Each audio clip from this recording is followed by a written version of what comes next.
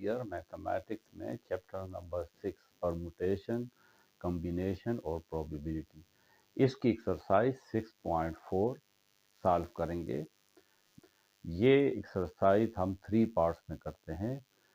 Lecture number 71, exercise 6.4 part 1। इसमें question number 1, question 2, question 3 solve करेंगे।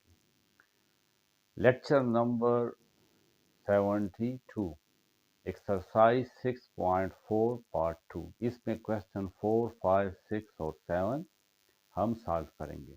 Lecture number 70, इसमें exercise 6.4 से पहले जितने भी एग्जाम्पल हैं, डिफिनीशन है, हम उसको डिस्कस करेंगे। तो इस तरह ये 3 पार्ट्स होते हैं। पार्ट 1 और पार्ट 2 में एक्सरसाइज 6.4 सॉल्व करेंगे और लेक्चर नंबर 70 इसमें हम तमाम एग्जाम्पल्स और डिफिनीशंस को सॉल्व करेंगे। यहाँ पे भी मैं सिंपल जो हमारे पास 1-2 डिफिनीशंस है वो आपको समझाता हूँ ताकि आप ये एक्सरसाइज सही तरीके से सॉल्व कर सको। सबसे पहले है प्रोबेबिलिटी। प्रोबेबिलिटी का जो मीनिंग है असल में उसका मतलब है चांस।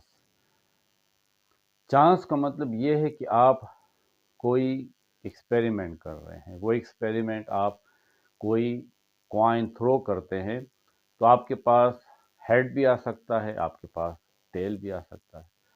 आप कोई लॉटरी खरीदते हैं, आप वो जीत भी सकते हैं, आप वो नहीं भी जीत सकते। तो आपके पास कोई न्यूमेरिकल डेटा हो कि आपको पता लगे कि ये जो काम मैं कर रहा हूँ, ये एक्सपेरिमेंट में कर रहा हूँ, तो मेरे पास इसके जीतने के कितने चांस हैं। यानी ये एक इवेंट है, ये इवेंट के अकर होने के जो मेरे फेवर में है कितने चांसेस है। अब आप इसको एक मिसाल से समझ लें।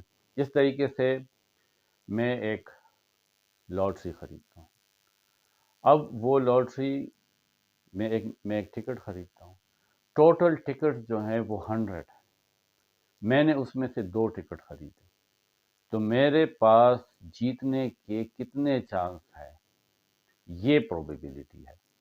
और ये हम मैथमेटिकली देखेंगे, यानी मेरे पास एक ऐसा डेटा आना चाहिए जिससे मैं अंदाज़ा लगा सकूं। तो इसको हम प्रोबेबिलिटी कहते हैं। इसकी अगर आप एक परफेक्ट डिफिनीशन देखें तो probability is the branch of mathematics. Mathematics की बहुत सारी ब्रांचेस है, उसमें से प्रोबेबिलिटी भी है। रिलेटिंग टू एन इवेंट, जिसका ताल्लुक एक इवेंट से है। मैंने आपसे कहा कि आप एक कॉइन टॉस कर रहे हैं, आप एक डाइस, लीडो की डाइस फेंक रहे हैं, वो एक इवेंट है। To n events and numerical description, उस इवेंट के साथ इसका ताल्लुक है प्रोबेबिलिटी का कि ये इवेंट्स कितनी, इसके अकर होने की कितनी प्रोबेबिलिटी है, ये जीतने के कितनी प्रोबेबिलिटीज है। एंड न्यूमेरिकल डिस्क्रिप्शन, प्रोबेबिलिटी असल में न्यूमेरिकल डिस्क्रिप्शन है, यानी आपके पास एक न्यूमेरिकल वैल्यू आएगी। जिस तरह आप कहते हैं कि आपके पास 100% जीतने के चांसेस है, तो 100 क्या है, एक न्यूमेरिकल डिस्क्रिप्शन है। अगर आप कहते हैं बारिश होने के 50% चांस है, तो आपके पास एक न्यूमेरिकल वैल्यू आ जाती है। तो ये न्यूमेरिकल डिस्क्रिप्शन है, न्यूमेरिकली आपको बयान किया जाता है, न्यूमेरिकली एक स्टेटमेंट है। हाउ, क्या चीज, description of how likely they are to occur, यानी ये जो इवेंट है ये कितनी चांसेस है। लाइकली का मतलब जो आपके फेवर में हो, उसके होने के कितने चांसेस है, आर लाइकली टू अकर। फिर है कि the probability of an event is a number from 0 to 1। Probability 0 और 1 के दरमियान कुछ भी हो सकती है, और 0 और 1 भी हो सकती है। इस तरीके से देखें, अगर आप कोई टिकट नहीं खरीदते लॉटरी का, और मैं आपसे, और आप मुझसे पूछें कि मेरे जीतने के कितने इम्कान हैं, तो कोई इम्कान नहीं है, यानी आपकी जीतने की प्रोबेबिलिटी 0 है। या अगर एक बंदा है वो इलेक्शन में खड़ा ही नहीं हुआ और वो कह रहा है कि मेरे जीतने के कितने चांसेस है, तो ज़ीरो प्रोबेबिलिटी है, कोई चांस नहीं। दूसरी तरफ 1 है, अगर प्रोबेबिलिटी 1 आ जाए इसका मतलब है कि आपके जीतने के 100% चांस है। अगर एक शख्स खड़ा है और उसके मुकाबले में कोई भी शख्स खड़ा नहीं है, तो इसका मतलब है कि उसके जीतने की प्रोबेबिलिटी 100% है। या एक लॉटरी है, वो आप खेलना चाहते हैं और आपने तमाम टिकट ले लिए, 100 टिकट थे और 100 आपने ले लिए, तो आपके जीतने के 100% चांस है।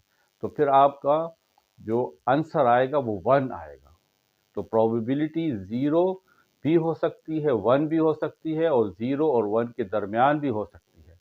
अगर प्रोबेबिलिटी 1/2 आती है तो 1/2 का मतलब हाफ होता है, यानी आपके जीतने और हारने के 50-50% चांस है। तो इसको हम कहते हैं कि ये न्यूमेरिकल डिस्क्रिप्शन हमें देता है, न्यूमेरिकल एक वैल्यू देता है। आगे कह रहे हैं कि larger the probability the more likely an event to occur. Probability जितना 1 के करीब होगी, बड़ी होगी, उतना उस इवेंट के होने के चांसेस ज्यादा होंगे। प्रोबेबिलिटी अगर 0 है तो कोई चांस नहीं, अगर प्रोबेबिलिटी 1 है तो 100% उस इवेंट के अकर होने का चांस है, और अगर 0 और 1 के दरमियान हो तो फिर जितना प्रोबेबिलिटी 0 से दूर होगी और 1 से करीब होगी तो उस इवेंट के अकर होने का चांसेस बहुत होंगे। अब एक दो टर्मिनोलॉजी देख लें। सैंपल स्पेस, सैंपल स्पेस क्या होता है? The set of all possible outcomes of a random experiment. जितने भी पॉसिबल आउटकम हो सकते हैं, सैंपल स्पेस उसको कहते हैं। उस उस सेट को हम सैंपल स्पेस कहते हैं। रैंडम एक्सपेरिमेंट का मतलब है कि जब आप एक डाइस फेंकते हैं, वो लड्डू की जो डाइस होती है वो आप फेंकते हैं, तो आपके पास तमाम पॉसिबिलिटीज क्या है? 1 भी आ सकता है, 2 भी आ सकता है, 3 भी आ सकता है, 4 भी आ सकता है, 5 भी आ सकता है और 6 भी आ सकता है। तो ये सैंपल स्पेस है। या आपके पास एक कॉइन है, आप उसको टॉस करते हैं, तो आपके पास सैंपल स्पेस क्या है? आपके पास हेड भी आ सकता है, आपके पास टेल भी आ सकता है। तो ये ऑल पॉसिबल आउटकम्स है, 1 भी आ सकता है, 2, 3, 4, 5, 6। और अगर एक कॉइन है तो इसका सैंपल स्पेस 2 है। आप इसको इस तरह कह सकते हैं, number of elements in the sample space. इसमें कितने एलिमेंट्स हैं? 1, 2, 3, 4, 5, 6। नंबर ऑफ सैंपल स्पेस, इसमें कितने एलिमेंट्स हैं? इसमें 2 हैं। हमारे पास इवेंट क्या है? Let S be the sample space. ये हमारे पास एक सैंपल स्पेस है, ये इसके एलिमेंट्स हैं, ये एक सैंपल स्पेस है, ये दूसरा है। Any subset E of S is called an event associated with that experiment. ये एक्सपेरिमेंट है, क्योंकि जब हम एक डाइस फेंकते हैं तो ये एक एक्सपेरिमेंट हम इसको कहेंगे कि 1 भी आ सकता है, 2 भी, 3, 4, 5, 6 कुछ भी आ सकता है। अगर हम एक कॉइन टॉस करते हैं तो ये एक एक्सपेरिमेंट है। इस एक्सपेरिमेंट में हेड भी आ सकता है, टेल भी आ सकता है। अगर मैं इसमें से एक इवेंट ले लूँ, मैं कहता हूँ कि इसमें हेड, उसको मैं ए से कह दूंगा। ए एक इवेंट है जिसमें मैं सिर्फ एक वैल्यू लेता हूँ, तो ये एच इसका सबसेट है। तो ये ए क्या है? ये इसके साथ, इस सेकंड सैंपल स्पेस के साथ एसोसिएटेड है इवेंट। ये इवेंट इसके साथ एसोसिएटेड है। यानी अगर मैं कहता हूं कि हेड आने के कितने चांसेस हैं, तो हेड तो इसमें एक, हम इसको एक ले लेंगे। अगर मैं अब आपसे कहता हूं कि एक कॉइन में टॉस करता हूं तो उसमें हेड आने के कितने चांसेस है, कितनी प्रोबेबिलिटी है, तो मैं एक इवेंट, वो इवेंट क्या है? वो एच है। इसको हम फेवरेबल आउटकम कहते हैं। ये हमारी इसमें इंटरेस्ट है कि हेड कितनी दफा आता है। तो देखिए आपके पास फार्मूला ये होगा, probability of an event. Event तो मैंने यहाँ पे ए से शो किया है, number of elements in event, इसमें कितने एलिमेंट्स हैं, 1 है, divided by number of elements in the sample space, इसमें 2 है। तो प्रोबेबिलिटी ऑफ हेड की क्या है, 1/2, यानी 50% चांस है। दो हमारे पास टोटल नंबर ऑफ एलिमेंट्स हैं सैंपल स्पेस में, उसमें हेड 1 है, तो हेड आने के 2 में से 1 चांसेस है। अगर मैं आपसे कहता हूं कि एक डाइस में थ्रो करता हूं, उसमें इवन नंबर आने के कितने चांसेस है, तो मेरे पास ये एक इवेंट हो जाएगा। ये इवेंट क्या है, 2 4 6 में इवन चाहता हूं, तो इसमें कितने एलिमेंट्स हैं, इसमें तो हमारे पास बी में 3 एलिमेंट्स हैं। तो इसकी इवन नंबर आने के कितने चांसेस है, प्रोबेबिलिटी ऑफ बी, तो number of elements in B divided by number of elements in sample space, तो ये 3 है, ये देखें 3 है, और सैंपल स्पेस में 6 है, 1/2, 50% चांस, 50% चांस है कि इवन आए, वो 2 भी आ सकता है, 4 भी आ सकता है, या 6 भी आ सकता है। तो ये जो बी सेट है इवेंट, इसको हम फेवरेबल या सक्सेसफुल इवेंट कहेंगे, क्योंकि ये हम चाहते हैं कि हमारे पास जो नंबर आए वो इवन आए। तो हमारे लिए ये इवेंट जो है, ये वाला, ये सक्सेसफुल है या फेवरेबल है। अब हम एक्सरसाइज स्टार्ट करते हैं, बहुत ही इजी एक्सरसाइज है। एक सैंपल स्पेस है जिसमें 1 2 3 4 5 6 है, ये एक डाइस है, जब हम उसको फेंकते हैं तो ये टोटल आउटकम्स है, इस 1 से लेकर 6 तक कुछ भी आ सकता है। इसमें पार्ट नंबर 1 ये है कि रोलिंग 5 5 आने के कितने चांसेस है, तो ये हमारे पास एक इवेंट है, उसको हम ए कह लेंगे। ए क्या चीज है, रोलिंग 5, तो ये जो ए इवेंट है, इसमें तो सिर्फ 5 ही आएगा, क्योंकि हमें 5 चाहिए। तो ए में कितने एलिमेंट है, नंबर ऑफ एलिमेंट्स इन ए, तो 1 है। Total elements, number of element in sample, इस सैंपल स्पेस में 6 एलिमेंट्स हैं। तो प्रोबेबिलिटी ऑफ दिस इवेंट, ये इस इवेंट के अकर होने के कितने चांसेस है, तो एन ए, ये फार्मूला है, और N S, N of A, N of A 1 है, एक एलिमेंट है, और टोटल सैंपल स्पेस में 6 है। तो इसके होने के 1/6, यानी 6 में से एक चांस ऐसा है, या आप कह सकते हैं कि आप इस डाइस को 6 दफा अगर थ्रो करें तो एक चांस ऐसा हो सकता है कि ये 5 आ जाए। अगरचे ये भी हो सकता है कि आप 100 दफा इसको फेंके और किसी दफा में ये 5 ना आए, लेकिन प्रोबेबिलिटी का मतलब है कि इम्कान है, हो सकता है कि ये 6 दफा फेंकने से एक दफा आ जाए। तो देखें, जितना ये वैल्यू 1/6 ये 0 के करीब है और 1 से बहुत दूर है। 1/6 का मतलब है कि 6 में से एक हिस्से, तो इसके आने की प्रोबेबिलिटी बहुत कम है। दूसरा पार्ट है कि rolling a number less than 1, तो इसको हम बी से शो कर लेंगे, इस इवेंट को, rolling a number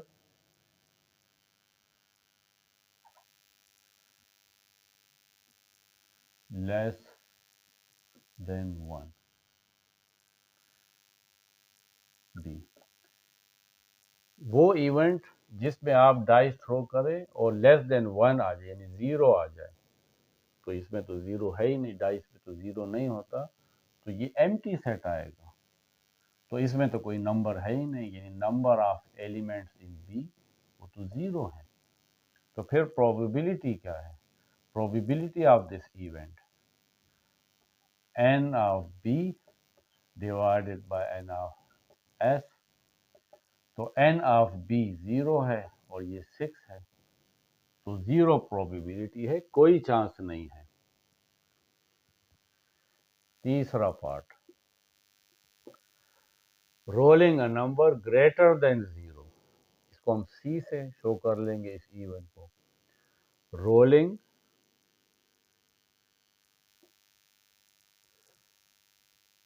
a number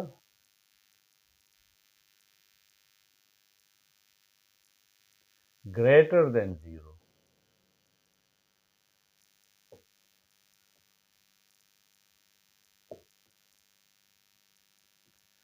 तो 0 से ग्रेटर तो 1 भी है, 2 भी है, 3 भी है, 4 भी है, 5 भी है, 6 भी है। तो इसमें जो एलिमेंट्स हैं, नंबर ऑफ एलिमेंट्स ऑफ सी वो तो 6 है, और नंबर ऑफ सैंपल स्पेस वो भी 6 है। तो probability of this event P of C, n of C divided by n of S।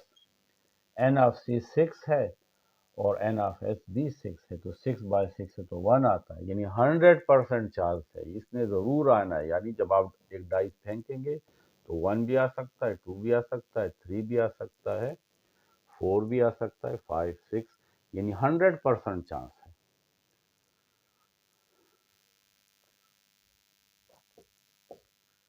Fourth event है rolling a multiple of 3।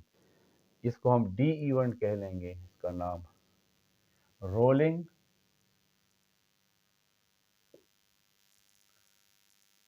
A multiple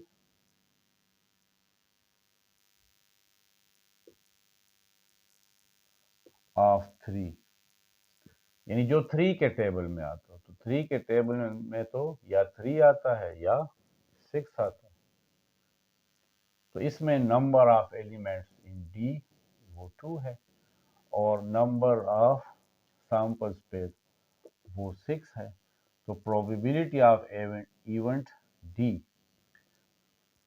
तो probability of event D is equal to n of D और n of S, 2/6 या 1/3। तीन में से एक chance है कि या 3 आए या 6 आए। 5 नंबर हमारे पास इवेंट है, उसको हम ई से शो कर लेंगे। वो है rolling a number greater than और equal to 4। Rolling a number greater than और इक्वल टू 4, ग्रेटर देन और इक्वल टू 4। 4 या 4 से ग्रेटर, तो 4 आ सकता है, 5 आ सकता है और 6 आ सकता है, ये इसमें आ जाएंगे।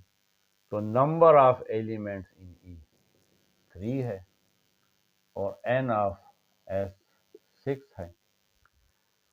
तो probability of event E n of e divided by n of s, तो 3/6 इज इक्वल टू 1/2। तो ये हमारा एक इजी क्वेश्चन था, क्वेश्चन नंबर 1। क्वेश्चन 2 है कि a ball contain 4 white, 5 red and 6 green ball. 3 balls are drawn at random. What is the probability that all are green, all are white? हमारे पास एक bag है, उसमें 4 वाइट, 5 रेड और green balls हैं। The bag contains 4 plus 5 plus 6 is equal to 15 balls। तो हमारे पास उसमें से 3 बाल निकालने हैं 15 बाल में से। तो कॉम्बिनेशन ये हो कि कितने कॉम्बिनेशन, तो कितने कॉम्बिनेशंस बनते हैं, यानी वाइट, तीनों वाइट भी हो सकते हैं, पहला वाइट ग्रीन रेड भी हो सकता है, यानी डिफरेंट कॉम्बिनेशंस। तो ये टोटल कितने कॉम्बिनेशंस बनेंगे या कितने आउटकम्स होंगे? Random number of possible outcomes, यानी हम ये कहेंगे कि number of elements in sample space कितने होंगे, तो एन ऑफ एस फाइंड करेंगे।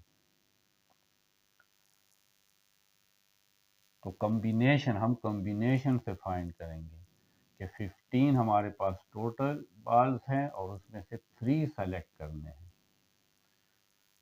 तो ये फार्मूला है 15 factorial divided by 3 factorial, 15 minus 3 factorial. ये आपको ये फार्मूला पता होना चाहिए, यानी कॉम्बिनेशन एन आर का फार्मूला है n factorial r factorial n minus r factorial, जो हमने 6.3 एक्सरसाइज में पढ़ा है। तो 15 फैक्टोरियल को मैं लिख सकता हूँ 15 multiply 14 multiply 13 multiply 12 factorial. 3 factorial को लिख सकता हूँ 3 मल्टीप्लाई 2, 15 माइनस 3 इससे आता है 12 और इसके साथ फैक्टोरियल है, ये आपस में कैंसिल। इन सब को मल्टीप्लाई कर लेते हैं, इससे आता है 2730 divided by 6 455। Total sample space में जो एलिमेंट होंगे वो 455 होंगे। अब पहला पार्ट करते हैं, ऑल आर ग्रीन। अगर तमाम बाल जो हैं वो ग्रीन हो तो ये हमारे पास एक इवेंट है जिसमें number of elements in this event in, क्योंकि ग्रीन तो हमारे पास 6 हैं, तो क्या प्रोबेबिलिटी होगी? Probability of event E, number of elements in E divided by number of elements in S. ये हमारे पास 6 है और ये 455 है, तो ये प्रोबेबिलिटी हो गई। सेकंड पार्ट है all are white, all are white.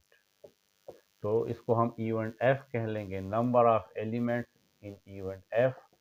तो एफ में हमारे पास देखें 4 वाइट है, तो यहाँ पे 4 लिख लेंगे, और number of elements in S 455 है। तो प्रोबेबिलिटी ऑफ इवेंट एफ वो होगी number of elements in F divided by number of elements in S. इससे आता है 4 और ये 455। तो ये हमारे पास इन दोनों पार्ट के आंसर है।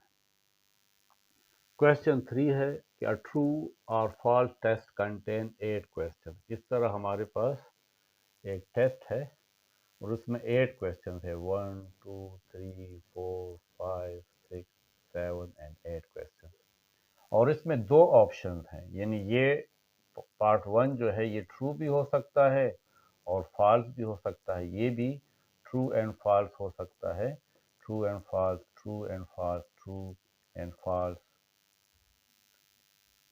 True and false, true and false, true and false, यानी कोई भी ट्रू, या पहला वाला ट्रू भी हो सकता है, ये फॉल्स भी हो सकता है। If a student guesses the answer for each, अब उसे ट्रू एंड फॉल्स का पता नहीं, बस वो एक गेस लगाना चाहता है। Find the probability 8 answers are correct. तो कितने चांसेस है कि उसकी ये तमाम क्वेश्चंस जो हैं इसके आंसर करेक्ट हो, ये पहला पार्ट है। फिर है कि 7 आंसर करेक्ट हो एंड 1 इज इनकरेक्ट। तीसरा पार्ट है कि 6 answers are correct and 2 are incorrect. और चौथा है at least 6 answers are correct.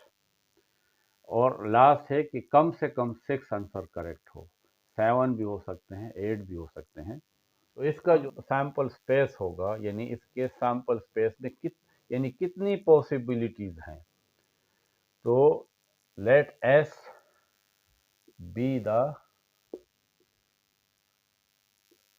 Sample space which contains 8 questions of true and false। देखें, इसमें अगर आप देखें तो हमारे पास 16 पॉसिबिलिटीज है।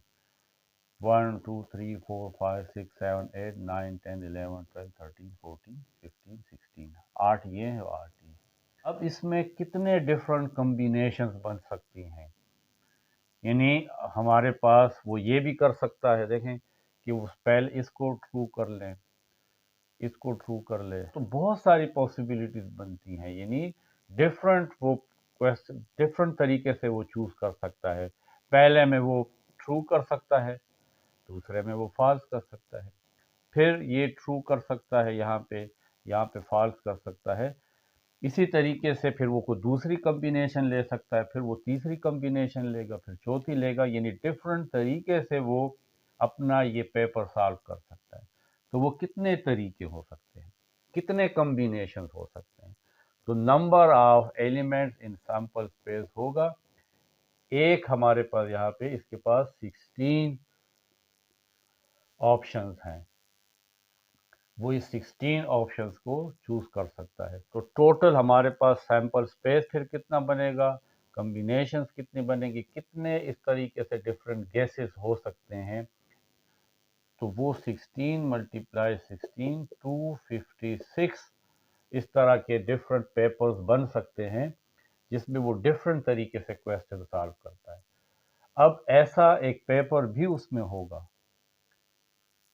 256 में से, ऐसा एक पेपर होगा जिसमें 8 के 8 ये क्वेश्चन ट्रू होंगे। तो उसकी क्या प्रोबेबिलिटी है, तो पहला है 8 आंसर्स आर करेक्ट। तो इसको हम एक इवेंट कह लेते हैं, तो number of elements in event. तो ऐसे कितने पेपर हो सकते हैं, तो इसको हम फाइंड करेंगे कॉम्बिनेशन के साथ। 8 टोटल क्वेश्चन हैं और उसमें से 8 ही ठीक हों, तो ये फार्मूला कॉम्बिनेशन वाला यूज़ करेंगे, 8 फैक्टोरियल डिवाइडेड बाय 8 फैक्टोरियल और 8 माइनस 8 फैक्टोरियल, यानी n factorial divided bye r factorial n minus r factorial. 8 factorial के साथ कैंसिल, तो 1 रह जाएगा, 8 माइनस 8 से 0 फैक्टोरियल, 0 फैक्टोरियल 1 के इक्वल होता है। तो number of elements in event E वो सिर्फ 1 होगा। तो क्या प्रोबेबिलिटी है, probability of event E, number of elements in E divided by number of elements in sample space, तो 1 by 256। 256 में से एक ऐसा पेपर हो सकता है जिसमें 8 आंसर का करेक्ट हो, दूसरा है 7 आंसर का करेक्ट, तो इसको हम इवेंट F कह लेते हैं। उसमें कितने 8 में से 7 करेक्ट हो, तो ये कितने पेपर हो सकते हैं, तो 8 फैक्टोरियल 7 फैक्टोरियल 8 माइनस 7 फैक्टोरियल।